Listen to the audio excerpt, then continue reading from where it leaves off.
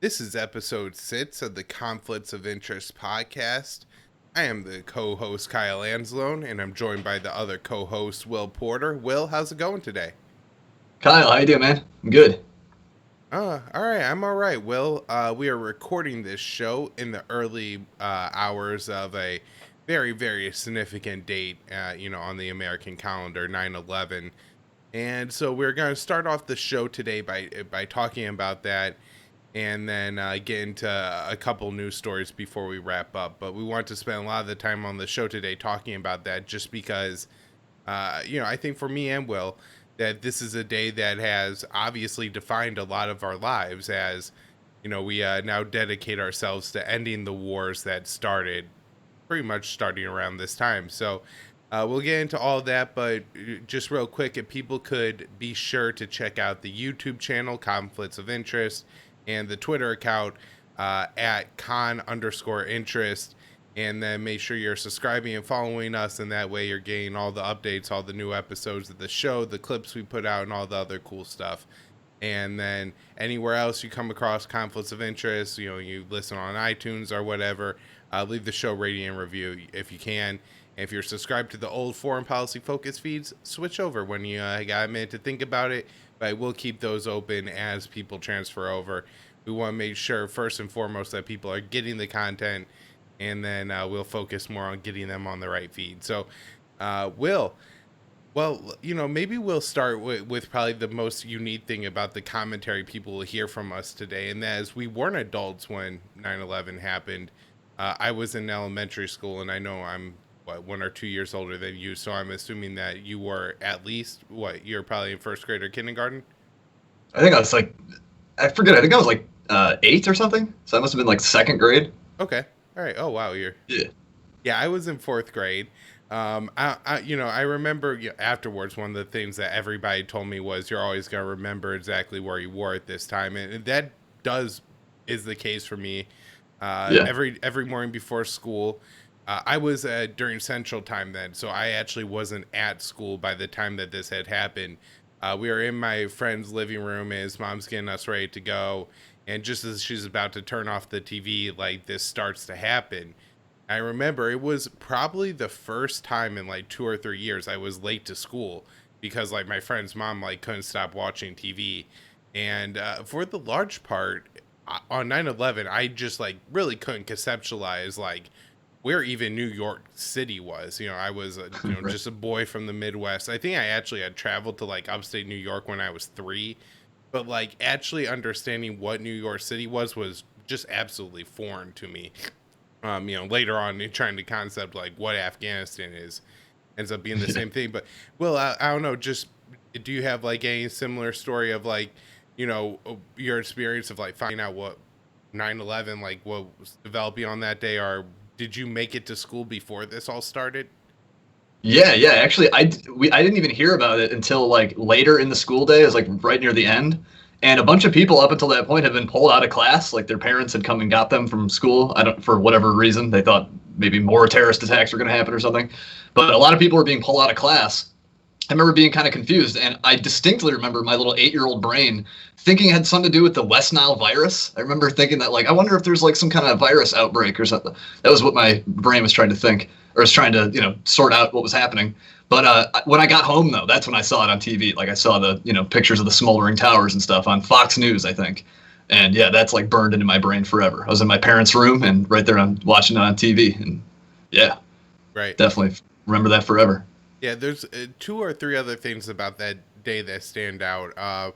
My buddy, we're in fourth grade. My buddy Bobby Peters is standing in line behind me at lunch, saying that they're gonna attack the St. Louis Archnets. Now this is hilarious to me, right? But at the time, like from a fourth grader's perspective, why not? And then the other thing that always stood out to me, and to this day still doesn't make 100% sense, is I was sitting there watching the news after school, and this other building fell that wasn't hit by a plane. And that's still like, I know there's explanations and stuff for it, and we're not going to go on a big 9/11 truther like what happened to Building 7 rant, but that's Yeah. just another thing about the day that's like never left my mind is like there was this weird thing where I'm just sitting there in the afternoon, all of a sudden another building falls, and like it wasn't hit by a plane. Nobody seemed all that curious about it. Like it just wasn't like a big enough thing. And so that like that part has never made a whole lot of sense to me. I'm assuming that everybody knows the details of 9/11, but we do have a somewhat international audience. So it's worth pointing out that, you know, we're mainly going to talk about what happened in New York City. That's just because that's like where the nation's attention went. But there was a plane that went down in Pennsylvania that people said was headed towards the White House, and then there was another plane that hit the Pentagon. And so, and you know, this is the narrative that me and Will are going with. And look, if you say that, hey, a missile hit the Pentagon or something else, please don't send me all that. I've, you know, gone through my time of believing that was the case, and I'm now of the position, you know, that a plane hit the Pentagon, that planes hit the buildings and brought them down. And so, you know, maybe Will, this is a good time to kind of transition into, you know, what did happen behind the attacks, just briefly, I guess, to, you know, point out that this wasn't some kind of secret George W. Bush plot, but you know, how it was that, you know, all the video that we saw, you know, my vision of that day, you know, if I think about what happened, is two planes coming out of the clear blue sky and knocking down the two biggest towers in America. Yeah, and I should say too, like you mentioned some of the conspiracy stuff. I myself used to be like a very strong like 9/11 truther all throughout my teenage years and stuff. So I'm very familiar with a lot of those arguments and open to, you know, if you want to send me that stuff, fine, you can. I'll consider it, but I probably am not going to agree with it. I've gone through a lot of that stuff for many years, looked through the whole 9/11 truth stuff. But yeah, now I'm generally convinced that yes, there was a hijacking plot. They did take over airplanes. I think it was what, 19 hijackers? Was that the number? Yeah. Yeah, 19, most of them Saudis. Part of this squad set up by bin Laden's group, Al Qaeda, and led by this ringleader, Mohammed Atta. He was like the main hijacker. And yeah, they planned and plotted their attack in the U.S. for months before they eventually carried it out. They learned, you know, went to flight school and all this kind of stuff to figure out how to control a plane.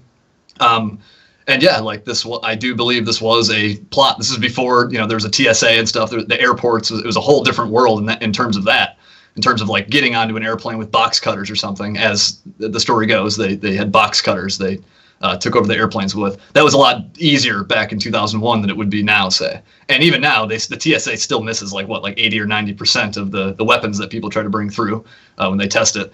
But yeah, I mean, that's sort of the idea. This group of hijackers, most of them Saudis, under Osama bin Laden's group. Bin Laden obviously, you know, had an international terrorist group, Al Qaeda, and he was involved in all kinds of bomb plots and attacks and stuff throughout the late 90s and all that. And yeah, that his like grand sort of his grand crescendo or something. His great project was the September 11th attack, where they did successfully bomb the Pentagon, the Twin Towers, Building 7, and then they tried, we think, to hit the White House, the plane that went down in Shanksville. So that's sort of a basic rundown, I guess. Right. Yeah. You know, just a couple other things about 9/11 that seem fairly important to me, Will, looking back on it, is just that while, you know, we go on to kind of blame Afghanistan, the, you know, pilots got their flight training here in the U.S. They went to flight schools. By and large, you talk about Mohammed Atta planned in Malaysia and Germany. And, right. you know, we'll go on to talk about the Afghan war, I'm sure, a little bit here, Will. But just to mention that Afghanistan just kind of happened to be where Osama bin Laden was hiding out, you know, with some of his closest allies on 9/11, but didn't have a whole lot to actually do with the planning of the meeting. As Skyhorn always likes to say, there's no secret portal from Kandahar to Boston Logan Airport. And so, you know, there's a lot of steps in between that most people fail to talk about that are actually really important. And, you know, it's not as simple as saying that we had just, you know, the Taliban are somehow responsible for it. And so we got to go to Afghanistan. But that ends up being what happens. 3 days after the attack, we passed the 2001 authorization for use of military force. passed almost anonymously in the House and the Senate. Even Ron Paul votes for it. I think Barbara Lee is the one no vote Yeah. in both houses. And so, how well has that aged, by the way? I mean, Yeah. pretty much everything she points out is true. Ron Paul, to just say he has gone on to like say that was a bad vote, and that he would support something like a mark and reprisal system, Yeah. where you like label Osama bin Laden in particular, Khalid Sheikh Mohammed, whoever else in Al Qaeda you can name as being responsible, but then you don't go and get the Taliban necessarily out of power in Afghanistan. You don't start wars in Niger and Libya and all over the Middle East and North Africa like the U.S. has since done with this resolution that was only 60 words. And so I don't know if you have anything like on this time, Will, like with the AUMF, but just that, this 60 word bill is, for the most part, what me and you fight against most of the time is what the U.S. is doing as a result of this legislation. Yeah, I mean, absolutely. This AUMF you're talking about, the authorization for the use of military force, that is the terror war. That launched the war on terror effectively. I mean, I think launched military action of some sort in 14 different countries on the basis of this AUMF. Obviously, not all of those are full scale invasions. Some of those are much smaller type of interventions, but still, we have created a new form of war, basically. It's not constrained by any region. It's not constrained by any country. We basically presume that the American military trumps the sovereignty of any foreign state. If we're pursuing our enemies or pursuing our interests, the entire planet is our battlefield now. And that is sort of like the legacy of this AUMF that has, justified so many interventions. And under the logic of that AUMF, that should have only justified action against al-Qaeda, against the people behind the 9/11 attacks. And of course, immediately they tried to expand that to the Taliban, saying that they kind of harbored al-Qaeda and bin Laden there in Afghanistan. However, that's not even quite so simple. That's not just a black and white matter. I mean, the Taliban actually had made several different attempts to hand over Osama bin Laden, actually even before the 9/11 attacks. They'd made several overtures. And then after 9/11, they also suggested, first they said they offered to try bin Laden in their own Islamic court system. And then later said that, hey, we'll hand him over to any third country as long as you provide us some evidence. And Bush rebuffed both of those. Or excuse me, the previous ones, but before 9/11 were rebuffed by, I think, Clinton. But Bush rebuffed the ones after the 9/11 attacks. I think they had already started bombing in Afghanistan at that point. But there seemed to be sort of opportunity they could have taken to, get bin Laden that would have sort of nipped this whole thing in the bud. Instead, they chose to continue bombing, and we wouldn't find bin Laden for another decade, and not even in Afghanistan. And then another 10 years removed, now we're still there. We're still in Afghanistan fighting these random Pashtun warriors, some of them who may not even been born on 9/11. Same with some of our soldiers now. So it's absolutely retarded. It's madness that, this AUMF could possibly have led to this 20-year conflict, Right. So I guess before we get too sidetracked in the aftermath of 9/11, I would like to cycle back and talk about the cause for it. But just because we're talking about Afghanistan, so the only thing I really remember from the Afghan war up until, God, I would have to say 2008 or 2009, when it's the end of the Bush years and then Obama is going to surge. It's just this standard B-roll footage of U.S. cruise missiles slamming into the sides of mountains. That's Yeah. That is my only conception of Afghanistan. And then tall Arabs with, towels on their head, which doesn't even turn out to actually be what an Afghan looks like. I come to find out years later, but what about the? I'm sorry, I was just going to say, what about the image of bin Laden kneeling with the AK-47? Do you remember? Did that burn into your brain too? Yeah, so it's that guy. So I figured there's a whole lot of people running around Afghanistan that look like Osama bin Laden, and hiding in caves and mountains. And I assume that's what the whole country was, because that's all anybody ever showed. I don't know when it was that I actually saw a picture of Kabul. I had to be well into high school before. Wow, it's a city. Yeah. In fact, the first time I saw an Afghan kid, it was on South Park. Yeah. Do you remember that episode where, and this is where we could get into it, where, it's this little kid on South Park that I think is the first time that anybody bothers to explain that maybe Muslims hate Americans because Americans have been killing Muslims for a long time. And so, Will, there's the conspiracy angle to the cause of 9/11, which is it was an inside job. But I think me and you both kind of take the position that it wasn't an inside job. It was rather a result of the U.S. just slaughter of people in the Middle East for the past, especially since the Cold War era, with the first Gulf War, Americans staying then in the Middle East, and all of Bill Clinton's sanctions and bombings of Iraq that, as Madeleine Albright, killed 500,000 children. Right, the price was worth it for that. But yeah, I mean, this is like the blowback theory. Basically, it's that people who are enraged over American policies, they took reprisal. They and I was talking about Bin Laden's group. If you listen to Osama bin Laden, he very clearly lays out all his motivations. Like he I think like laid out this thing called the Declaration of War against the Zionists and the Crusaders, I think is what he called it. But he lays out all these reasons, that like the United States has been, helping various regional governments in the Middle East to like oppress Muslims.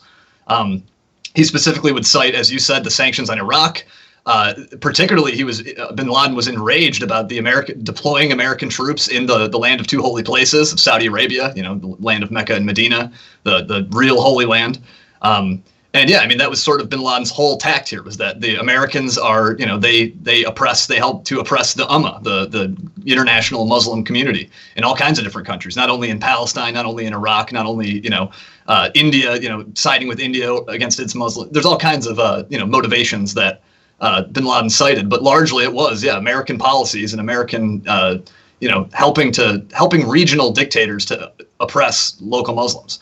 Like Bin Laden's whole thing was to draw the far enemy into a long and costly war, the far enemy being the United States empire, so that he could ultimately kick them out of the Middle East, to give the United States their Vietnam, basically, and draw them into like a costly conflict with the goal of eventually kicking them out of the region. So that was sort of the idea. Right. And then just to expand on that, because look, if it was just Osama bin Laden that the U.S. had made mad by staying in Saudi after the first Gulf War, at most then, he could crash one plane into a building because he's one guy. But we're talking about a whole host of people who agreed to, be a part and train and committed this act. And there is something very sinister about the fact that, these people were living in America, and at the whole time they were just planning to kill a bunch of random American citizens. That's very dark. But all these other people also agreed to do this, and not because they were brainwashed, which I think was probably my initial thought, is that, there's probably these, not so bright people who end up following Osama bin Laden and get taught into his radical ways. But rather, these are people who saw the devastation of the U.S. policies in the Middle East, or the policies of Israel, which they blame on the U.S. And a lot of that, I think, fairly so, that you blame the U.S. for Israel's policies when, we provide the cover for them at the UN and provide them with a lot of their weaponry and money to allow their oppression of the Palestinians to go on. I'm not saying that, everything that many of these terrorist guys have said about Israel is right or not overstated, or the crimes of America aren't right or overstated. However, there was a gigantic pile of bodies left by the Israeli Nakba and the 50-year occupation. I think it was about 50 years at that time. And then the U.S. sanctions on Iraq during that time. And then, of course, the U.S. Under Bill Clinton, I think also bombed. It was some kind of medicine facility in Sudan. They claimed it was a terrorist facility, and a whole bunch of innocent people, end up dying because they can't get their medicine. Of course, you have the incident, the Black Hawk Down incident, where a whole bunch of people end up dying as the U.S. tries to get our soldiers out of there. That's one of the crazy things I remember about watching that movie, is just like how many Somalis they portray killing, and just like doesn't even matter. Like, Right. there's some people shooting at Americans from a building, and so the helicopters come and they strafe the whole thing. What's in that building? Doesn't really matter. Right. So I think it was that kind of that attitude, and that just prolonged suffering caused by the U.S. of, people in the Arab and Muslim world that largely provoked this group of Arabs. Again, the Saudis, Emiratis, and Egyptians, I think, were the nationalities of everybody involved to Yeah. go and carry out this attack. And again, Afghans are not Middle Eastern; they're not Arabs. Right. These are people from, I guess they're Caucasians, like from the Caucasus Mountains, and Right. have It's more like whatever, Central Asia than yeah. yeah, whatever kind of Khan DNA that the Mongols got in there, of course, as they conquered and everything. But Right. largely this is a country and a region of people that aren't Arabs, and other than also being Muslims, I guess there wasn't necessarily a whole lot of sympathies there, as you point out. Prior to even 9/11, Mullah Omar, suggested or at least attempted to signal to the United States that, like, hey, Osama bin Laden is no longer under our protection. So if something were to happen to him, then no, that would just be too bad. Kind of saying like, hey, you could get rid of this guy. I think Mullah Omar kind of saw that Osama bin Laden may one day become a problem for the Taliban. And signaled to the Americans you take him out. I guess the Americans didn't get the message, so it didn't happen. But I don't know. So where do you want to go from here, Will? What am I missing? I mean, just to add on to what you said about Mullah Omar there, the leader of the Taliban at the time, he definitely did. Like, it should come as no surprise that they were sort of willing to bargain with bin Laden. Because Omar had said about Osama bin Laden that he was like a chicken bone stuck in his throat, that he can neither spit him out nor swallow him.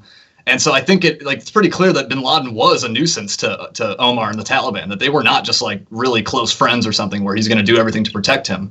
And I just think that's really significant because that, like, the whole idea was that we need to go get the perpetrators of 9/11, and had we gotten bin Laden right away, there wouldn't have been quite as much justification to stay there.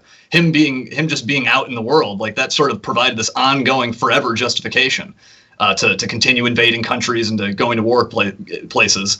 But instead, yeah, it took 10 years for us to eventually get bin Laden. We passed up all these opportunities to get him before, and we ended up not even getting him in Afghanistan. So I find that to be like a terribly tragic irony that we waged this war going after him. We're still there, 10 years after we got him. It took us 10 years to get him, and we didn't even get him in the country that we invaded. It's insane.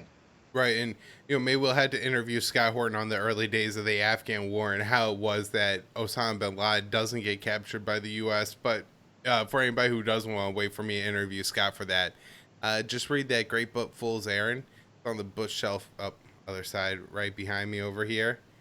Yeah, there it I is. think mine's And mine's over there. yeah, and he definitely goes into all that. But the other big thing I want to talk about 9/11 here, Will, is I think the key word for America post 9/11, and that was fear.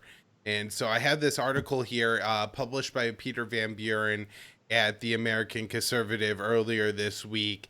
And he talks about the upcoming anniversary of the 9/11 attacks, and essentially just about how Americans were shot with this massive amount of fear.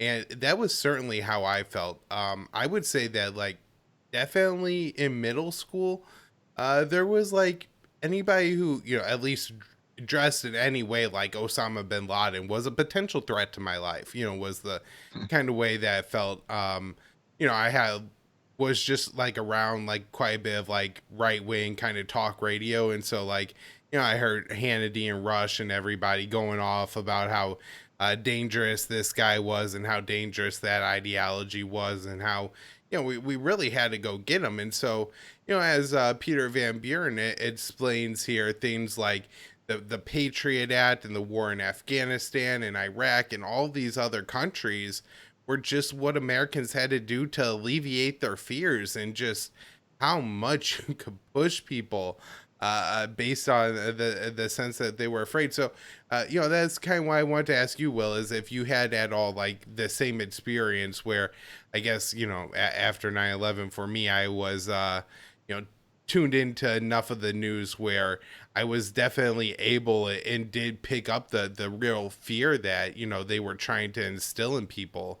If you had the same thing, or man, some kids were just tuned out, I know. Yeah, I actually did have kind of a different experience. I just remembered something too. Just like I hadn't thought of this in like a decade.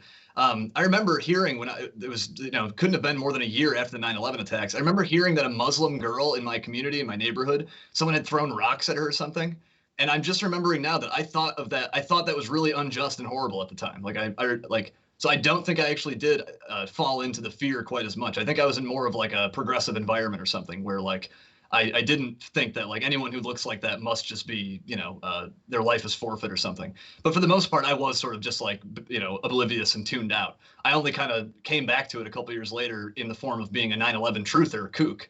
And so like I kind of, I didn't buy into the fear too much at the time, but that was mostly from just being aloof and, caring more about riding my bike or something. I wasn't too tuned into the news, but I do distinctly recall thinking that like, wow, that's really unfair that like somebody was being judged for what happened in New York or whatever. Um, but I mean, like, yeah, the fear absolutely was like, looking back at it now, you can obviously see there was an insane level of fear. I mean, we launched like, even years removed from 9/11, we still launched the invasion of Iraq largely based on like the lingering fears of that attack, that the Bush administration didn't directly link Saddam to the 9/11 attacks, but they would say things like, we learned on 9/11 that we can't wait around to be attacked. And so that's why we have to go get Saddam. And so just still like invoking the fear and the panic that is associated with the 9/11 attack. So like the fear definitely was a powerful influence. Well, just to go into that, I guess they kind of do, because in the New Yorker, Jeffrey Goldberg wrote that Saddam Hussein was tied to the 9/11 attacks. And then I think it was on Meet the Press where Dick Cheney went like later that week, and they asked him about the report, and he said, "Oh, it's devastating." The And Prague meeting, is that what you're talking about? Yeah, the allegations, I think through the torture they got from Abu Zubaydah claiming that Saddam Hussein was tied to 9/11. It wasn't true at all, but that was the claim there, and I think that's it was just all made up. But just talking about your story where that some people threw rocks at that Muslim girl. Post 9/11, they were just rounding up Muslim people. That the FBI was. Thousands of people got picked up for no real reason other than them being Muslim. Pretty much since that time, it's been, I guess, fairly routine practice for the FBI to try to go into these mosques, and then they, attempt to essentially radicalize kids, and then in order to entrap them, they're pretty good about finding a kid that's like more on the loner side of thing, usually on the less intelligent end of things, not real bright, and they get them all worked up and emotional, and then say, hey, wouldn't you really like to go shoot these people or blow this thing up? And people really do go for it, and I really think these things wouldn't happen if they wouldn't have played on everybody's fear quite so much right after 9/11, but they were really committed to it, and it got them their war in Iraq. I mean, I think even like post 9/11, the pulling to go to war in Iraq wasn't all that high until they tied Saddam to 9/11. And once they tied him to 9/11, then it becomes not that much of a stretch to go to, well, Saddam's going to give nuclear weapons to terrorists who are going to bring them to the U.S. Right. And I think it was in Cincinnati where George Bush said, and this was actually in the Foreign Policy Focus podcast, I had this in the intro clip because this was so powerful to me and really scared me when George Bush said the smoking gun may come in the form of a mushroom cloud. Essentially Right. He was saying that if you mess around and you try to, do what Scott Ritter wants to do and do all these investigations and find out Saddam really has a nuclear program, well, that might be the right thing to do. But unfortunately, there may be a nuclear bomb going off. And in fact, there was a TV show that premiered around the time that I was really into called Jericho. And essentially the plot of that story is the United States has like fallen apart after like 28 terrorists plant nuclear bombs under America's largest cities, and they all go off. And so wow. And that was like, meh, no question believable. So right. That could probably happen pretty easily. Yeah.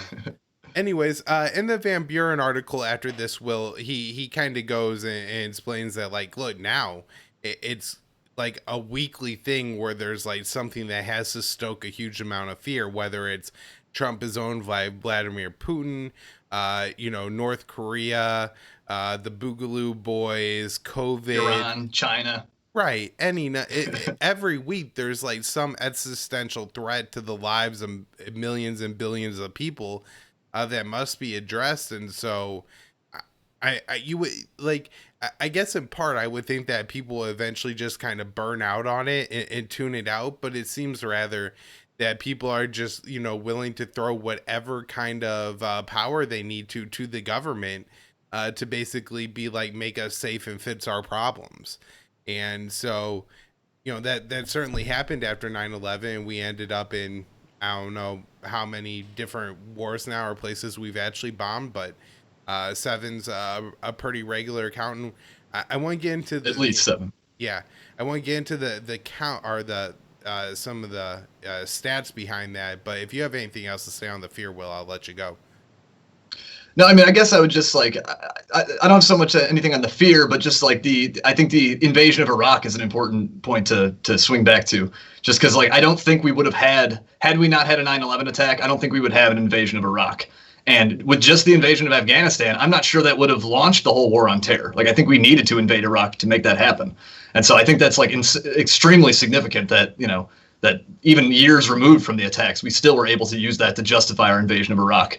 And, like, what do we have to show for that? I mean, like, 1 million people killed, some people estimate, all said and done with all the sectarian violence.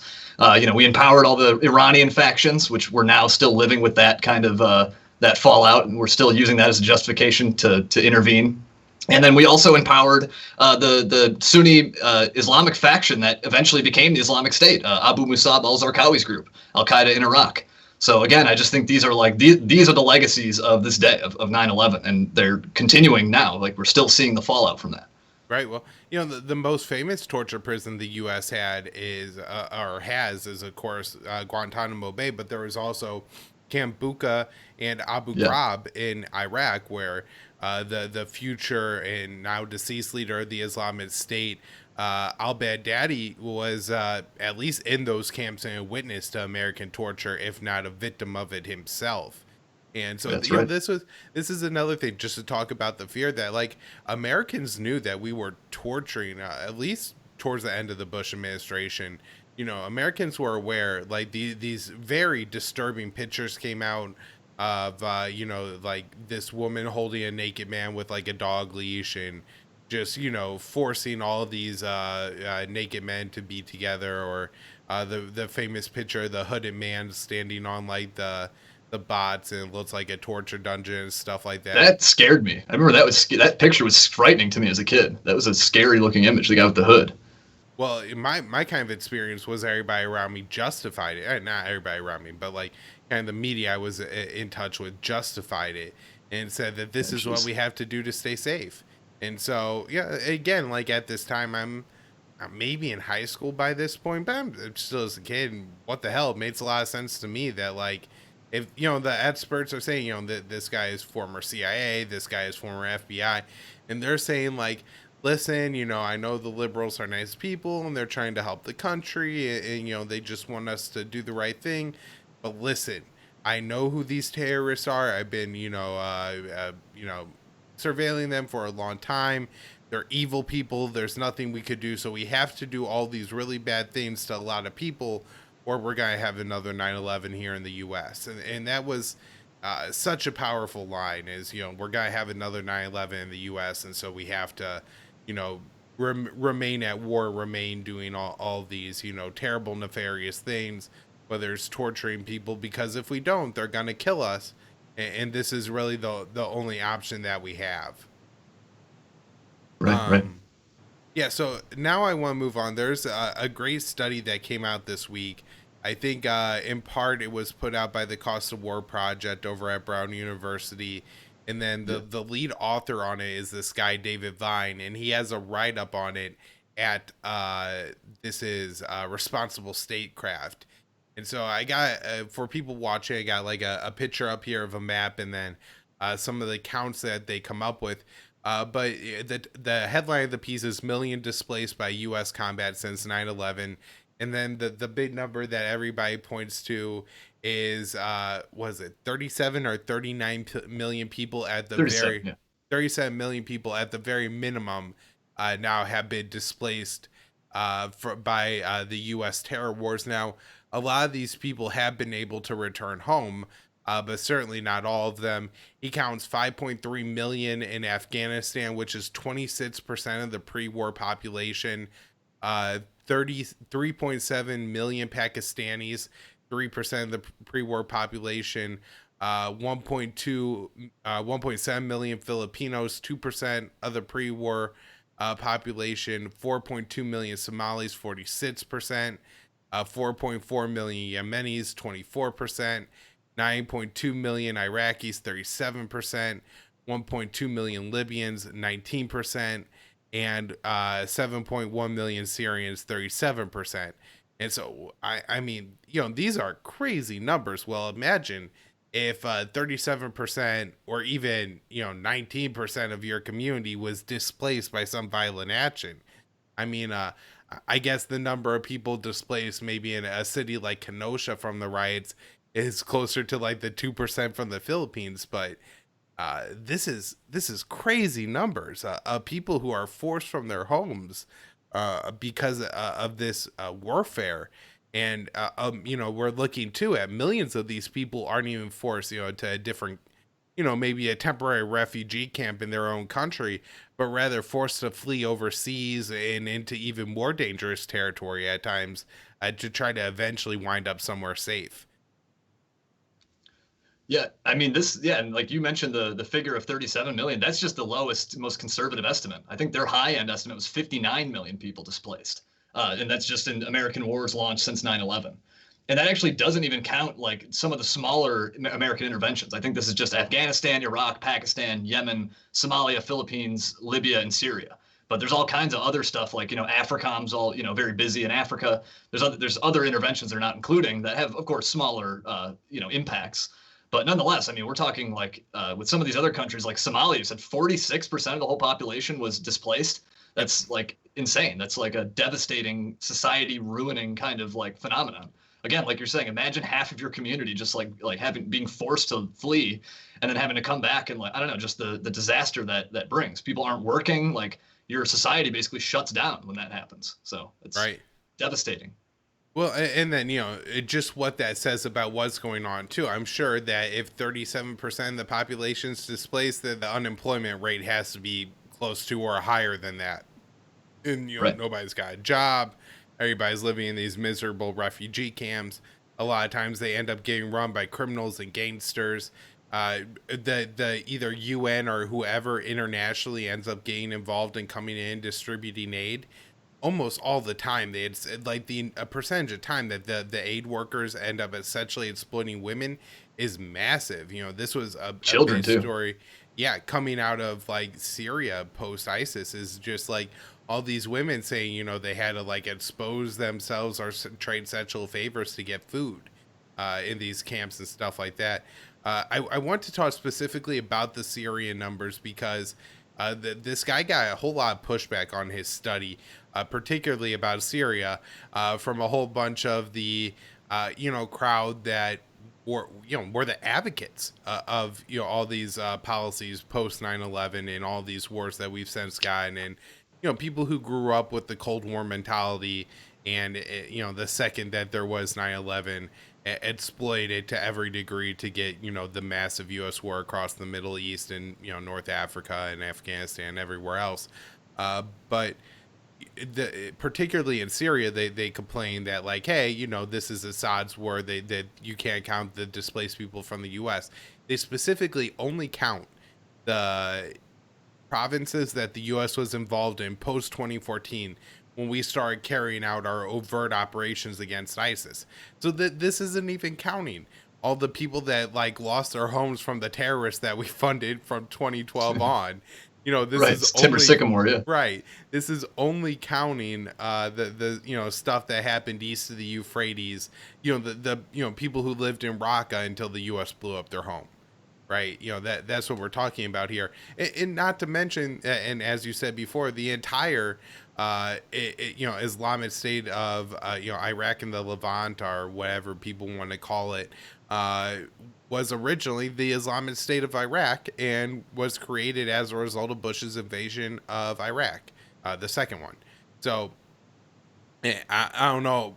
I feel like he's being overly generous by not counting all the people displaced, uh, anyways, and yet they're still gonna nitpick it and say that, oh, the number shouldn't be so high. And anyways, even if you don't include the Syrian number, what, 34 million or whatever sounds that much better, that, Right, oh that's well, fine. that's Yeah. that's acceptable. 34 million people displaced, that cost is worth it, but 37 million, oh, well, that's a little too much. And of Yeah, course how the dare you numbers suggest that? higher. If you looked at the Yemen number, I feel like, from some of the stuff that I've read about the number of people living in the displaced camps, like around Al Hudaydah and stuff, man, that number seems a little bit on the low side to me. But it's hard to get information. I understand why they want to be careful, because what is always going to come back is going to be this, oh, you're downplaying it, and this is a threat to us, of course. Well, we've been talking about this for a while. Is there anything else you want to add about 9/11, or I don't know? Yeah. Yeah, I think we pretty much hit a lot of the points I wanted to cover. The main takeaway, I think, is just that this day, this anniversary, this really is the legacy of like our modern world right now. I mean, like you said, this has been definitive for American history, and for all these other countries we mentioned, it's also kind of helped to define their history too through us. Through our interaction in their countries and our actions there. And so, yeah, I mean, this has changed the world. This has changed history. This is a extremely important thing to remember, I think, to recall this day, to mark the anniversary. Right. Well, I just know it's certainly a very defining day for myself and like my peer group.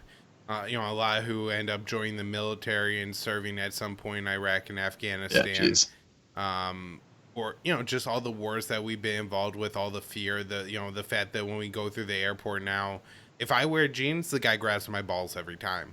I have to wear gym shorts to the airport. And, the last time the TSA guy completely was like, "I'm sorry, I have to do it." What? Like, you don't You have really to don't. grab my balls. You really don't have to. But he said he apologized for it and did anyway. So that's At least he's a gentleman about right. it. Um, yeah. So all that stuff, though, it was what we needed to do because of 9/11, and that was, I felt like, really the consensus around me. And now looking back on all of it and realizing how stupid it all was, it's absolutely enraging that at no point did I hear really any counter argument that wasn't like some liberal, like, oh, like, it was just Give very peace a weak. chance. Yeah. Oh, they'll turn over Osama bin Laden, or yeah, they're really really bad, and these, not a single one of them was going, well, blowback, and we've been at war with these people for a long time. It was very much left the feeling that Muslim people are prone to unprovoked attacks against white people because they're white and free.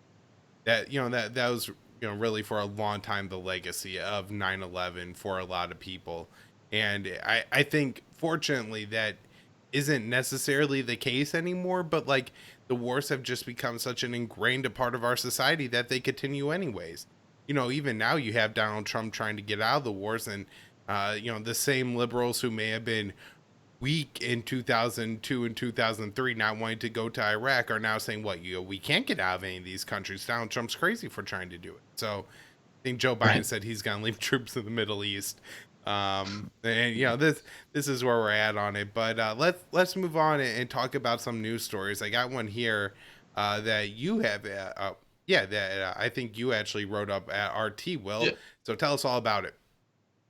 Yeah, sure. So the people who are watching, they can see the headline on there: Pentagon awards Northrop Grumman contract to develop next-gen $85 billion ICBM. Um, and this is to upgrade the what they call the nuclear triad. There's actually been, right now, the U.S. military is in the middle of this huge long-term nuclear modernization project, which I think was actually launched right at the end of the Obama administration. And this is supposed to cost us, like, it's supposed to go run for 30 years. It's a 30-year project that's supposed to cost over $1 trillion. And so this is a massive thing they've embarked on. And Trump, of course, has done very little, nothing to reverse any of that. In fact, he's like fully embraced that whole project. He keeps approving all these bigger budgets for nuclear upgrades, like even higher than what the projections were under the Obama administration. So the most recent development here, though, came on Tuesday when, and that's what I've written the story about here, when the Air Force formally granted this huge $13.3 billion contract to Northrop Grumman to develop the new intercontinental ballistic missile, which is supposed to replace what they call the Minuteman III missile. And the Minuteman III is like those have been in service since 1970. They've been like upgraded since then, of course, but they're fairly outdated weapons. And so now they're going to try to create like a whole new missile from scratch to replace all 450 Minuteman IIIs, which right now I think are spread out between 3 bases in the U.S. that we have all of these ICBMs there. And right now the Minuteman is actually our only land-based ICBM. So they're looking to replace those with something more modern, I guess. And the new thing they're working on, they call the Ground-Based Strategic Deterrent, or GBSD. I'm sure they'll give it a cooler name once they're done with it. That's just like the placeholder name right now. But I think a lot of our listeners are probably aware of this, but just maybe for those who are catching up or who don't know, this type of ICBM is 1/3 of what's called the nuclear triad, where the idea is they want to have nuclear weapons on land, in the air, and at sea. And so in practice, that means having these land-based ICBMs like the Minuteman IIIs and the ground-based strategic deterrents we're developing. But that also means having like nuclear-capable submarines as well as long-range strategic bombers like aircraft. And that's the idea there is it's supposed to make sure that nobody can wipe out all of our nukes in like a first strike, that like it reinforces mutually assured destruction because no matter what, we'll always be able to strike back. So that will make people think twice about, striking us. And so that's what they're upgrading right now. They're currently upgrading the whole triad. And that's why this is a 30-year, $1 trillion project.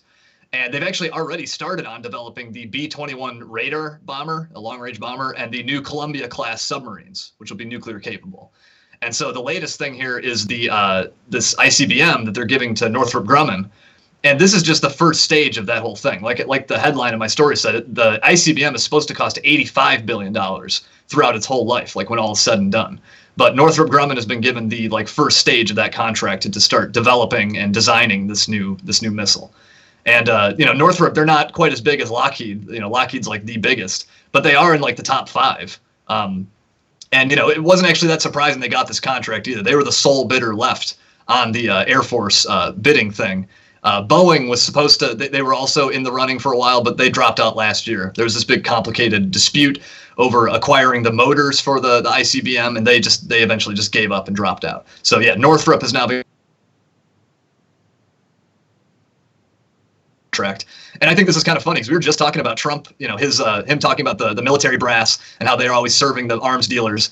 And this nuclear modernization project that he seems to love so much is doing just that. It's serving, it's shoveling, like I said, like $1 trillion to these arms manufacturers, because that's who's going to be getting the lion's share of that money when they're, developing these new weapons. Right. Well, I as you're saying that, I'm just thinking, I wish I had kept that clip from the last episode of the show when Trump was like, we give too much money to the military contractors. It seems like this could very much be a critique of, Trump could be critiquing Trump's China policy here, where he's only acted so aggressively towards China to give us a, excuse to maintain our nuclear triad, which is really outdated. Something that, has been pointed out by the likes of somebody like Ron Paul is that really you just need the submarine launched nuclear missiles to maintain your nuclear deterrent. You're able to hide them well enough, and they could essentially be anywhere. And so those are the real deterrents. In fact, that's why one of the reasons they're so worried about North Korea having a submarine-launched ballistic missile is because they put eventually a nuclear weapon on it, and then you have no idea where their submarines are, so you don't know. You can't carry out first strike against them because they can always retaliate with their nukes on their submarine. And in fact, as far as the nuclear triad goes, there's a lot of people that say, hey, you don't even need the ground-based ones anymore. The strategic bombers are the other things that, again, they can move around, so they're not just sitting there. In fact, the nuclear missiles are sometimes referred to as the nuclear sponge. Essentially, the U.S. wants to have enough ground-based nuclear weapons that the Soviets would have to use a bunch of their nukes to take out our ground-based nukes. And so, we have this area that's sparsely populated, Montana, Wyoming, all this like kind of mountain Great Plains area, that they feel like if they put their ballistic missiles there, then they're the Soviet, or not the Soviets, the Russians, I guess initially was planned for the Soviets, would Yeah. or the Chinese now would have to waste all their nukes going after our ground-based nukes, giving us more availability to, I guess, bomb their cities. Of course, I mean, from my perspective, if you drop 15 nukes on Montana, what's the point if New York City gets a nuclear bomb or not? Everybody there is gonna end up dying. Right. Right.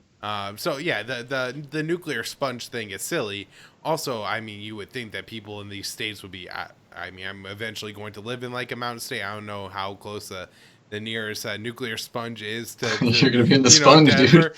but yeah, that it's really upsetting that like what my life isn't worth what a life in New York City is. Hell, if anything, nuclear New York City should be our nuclear sponge. But Yeah. What about Washington D.C.?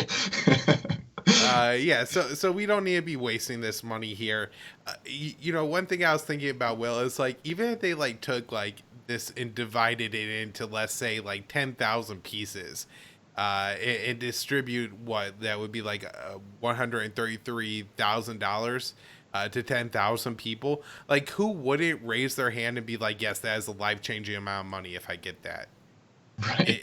It's just insane what we waste this money on. And of course, it's gonna mostly go to like people who are already extremely wealthy. This isn't going to help create like new jobs that are going to help people in this post COVID recovery or anything. It's just going to be wasted. But we're buttoned up on an hour here, so let's go ahead and talk about this Portland story that you had shown me. That a little bit of good news to wrap up the week here. Well, it looks like more elected officials are saying no to facial recognition in public places. Yeah, I thought this was an interesting one. So like you said, the Portland City Council on Wednesday voted to almost completely ban all facial recognition technology. It is kind of a mixed thing though, because they're not only banning it for government agencies, but they're doing this unprecedented thing where they're also banning like private agencies, private actors from using this technology in public places as well. So that applied to like most businesses and other private, actors. And the ban on the government though applies immediately, and that includes for the cops. So the cops are now completely barred from using this technology altogether. But with the government, there's an odd exception they carved out for Portland public schools for some reason. Like they are allowing the schools to use facial recognition tech for some reason. It seems like this could open up some kind of loophole where you might have a case where the schools can then collect the data and the biometrics and then maybe pass their findings to the cops. I'm not totally sure I didn't read the entire legislation, so maybe there is something that closes that loophole. But that seems kind of weird that they're allowing the schools to still use it. But regardless, that's in effect right now. That came into effect immediately. The private ban though for private companies, that is going to come into effect first thing next year. And so they're giving a little bit more time for people to prepare for that. But a lot of companies in Oregon and around, in Portland and around Oregon are kind of like up in arms about this. They're not too happy. They're saying that this law is written in a very vague and broad way. And I think they're because it allows people to sue companies who do end up using facial recognition tech on people. And so I think the companies are worried that this is going to lead to a lot of like litigious, like frivolous lawsuits, things like that. And so they were, very much opposed to it. But I think another interesting part of the private element of this is that how Amazon got involved. Amazon spent like $24,000 on lobbying efforts to kill the legislation in Portland. Despite the fact that Amazon itself keeps calling for stricter government controls of this very technology. Like early this year, they said they were going to stop like allowing police departments to use their own facial recognition software. And when they announced that, they straight up called for, quote, stronger regulation from the government of this kind of technology. Yet when the Portland government tries to do it, they try to act on their own advice, they step in and try to stop it. And now, like, $24,000 is not very much money for, Amazon. They're one of the biggest companies on the planet. But we are just talking about lobbying in one city here, just in Portland. So I think 24 grand is a decent amount of money. And not to mention, that's just what we see in the public records too. Like who knows what other kind of money they threw around behind the scenes that they weren't obligated to report or whatever. But yeah, I mean, like, so ultimately, I think this is sort of a mixed thing. Like I'm 100% down with the government ban of this technology, but I think it is sort of mixed with the private companies. Some of those businesses might have sort of a point here in arguing against this ban. But insofar as this prevents the state and the police from getting this biometric data and using this technology, I'm fully behind that. Right. Well, this has been the only thing about the mask that I kind of have a a warm feeling towards the mask about is that Yeah, apparently they kill facial recognition. Like it doesn't work with masks. yeah. They say they're trying to like determine by eyes, but like even now, like it's not that expensive to get colored contacts or something like that, anyways. Or I wear contacts so my eyes glare a lot more. I'm sure that would throw it off, and all this kind of stuff is Sunglasses. all this stuff is making facial recognition kind of irrelevant. And so that's the good news. Something that was brought up, I think his name's Sherrod Butler. He's the guy that either is or was running against Nancy Pelosi for the Democrat primary. Something that he had brought up that he's very concerned about. He says, the body cameras are good in a way, but in another way, you're also attaching a camera that could do facial recognition to every single cop. Like, this is Right, a problem surveillance. we have to regulate against cops using facial recognition on their body cameras. So that I guess is something that Portland had already passed before this, but this would also limit police officers from using other kinds of facial recognition, which this kind of stuff is legitimately good news and things that other cities want to be doing. I know that the city council in Portland is completely crazy socialist and communist, but that doesn't mean they're going to get everything wrong every time. And I think they certainly did a mostly good thing on this one. As you said, there's the private business thing, and maybe there are some private businesses that do have a legitimate reason to use facial recognition. I guess Yeah. my kind of thought is actually, well, won't the police just contract with the private company? And in which case, this actually may solve that problem. I'm not sure what kind of private company wants to use facial recognition or how useful it could be. But I guess I would suspect that the cops would try to go third party to try to avoid, the regulation in this bill. And in that case, I think it could be a good thing that they even actually included private here. And maybe I'll read a story in a week about like some poor bank that's like losing their facial recognition. They're in a terrible neighborhood and they're going to get robbed 400 times now. Um, Right. so something like that could happen that I'm not aware of. I'm just saying I know how the government gets around these kind of things, and so maybe it actually works out better that this technology just isn't allowed. The last thing I'll note is you're talking about Amazon, who just hired a former NSA director to their board. I think it was Yeah, they did. Kenneth or Keith Alexander, right? Yes, Uh, yes, Keith Alexander. yeah. So you keep an eye on what Amazon's doing. Yeah, they're bastards, man. It's convenient. I get my stuff on Amazon from time to time too. Right. But you keep an eye on them and know that anything that you're putting through Amazon, is now in the hands of somebody who used to work for the NSA. And so I'm guessing he's only going to deepen and increase the cooperation between the NSA and the government, especially when they find out that that thing pays big bucks. They just lost the Jedi contract again. Yeah. That's the Pentagon's cloud computing. Initially, a $10 billion contract. They awarded to Microsoft again, but I know Amazon really wanted that contract and I believe sued several times. They've now have several lawsuits out there to try to prevent Microsoft from getting this. Although I think Microsoft will end up getting in then. And it's another crazy thing that this project's been delayed 3 years, I think, now because these companies keep suing each other over it. It's like, Right. they talk about we need to spend this $10 billion on critical software that we need right now. And then they're willing to wait for 3 years while different companies bid and sue each other for it. A perfect way to describe what's happening here in America these days. That's right. Well, I guess we should wrap there, but I hope everybody enjoyed this one. I really liked recording this episode. I think it was a good one. Like always, make sure you're checking out me and Will on Twitter. Will is at the Will Porter, and he posts the stories he writes over at RT. Usually they're up there like at 3 or 4 in the morning. So when you wake up, that's when I see them. You can also follow the show on Twitter at con_interest. On Facebook, just search conflicts of interest. Same thing with YouTube. If everybody could subscribe to the YouTube channel, that would be great. YouTube treats people better if they have more subscribers and hours watched and all that kind of stuff. We'll access more features. So the sooner y'all could start doing that, the sooner we start using the super chat and stuff like that.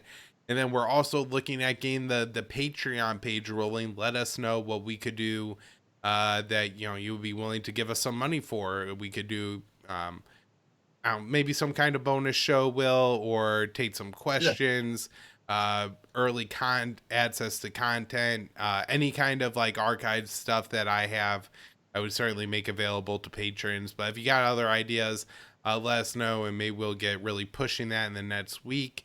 Anything I missed, Will? I think you hit it all, man. All right, thanks, Will, and we'll be back next week. Bye, everybody.